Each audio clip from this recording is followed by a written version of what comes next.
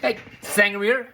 You know, two of the most common questions people are getting in the fractional world is trying to figure out how do I become a fractional, how do I get my leads, but most importantly, they're trying to figure out how do I sell to a CEO. Well, let me tell you a couple of things that I think most people are forgetting. First of all, fractional is not a line item in any CEO's list of or P&L.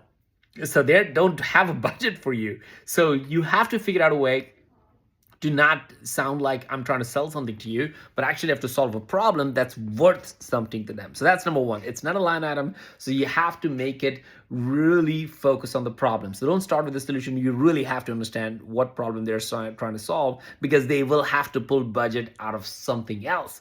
And that brings me to point number two, is that if you are a fractional CMO or a fractional CRO and going into a CEO and saying, hey, I'm a fractional CMO CRO, it's going to be hard for that CEO to bring you on board, because if they have a team that has a CMO, they'll say, what are you going to do? Or a VP of marketing who's aspiring to be a fractional, who's aspiring to be a CMO, they're going to say, why do I need to listen to this guy or gal? So be a fractional go-to-market leader. That's why we have a whole certification process on being a go-to-market leader. So fractional, it's not a line item, so you better know the problem you're solving, because the CEO has to create budget for you. And number two, don't take somebody else's job. Don't create that tension for the CEO and the executive team.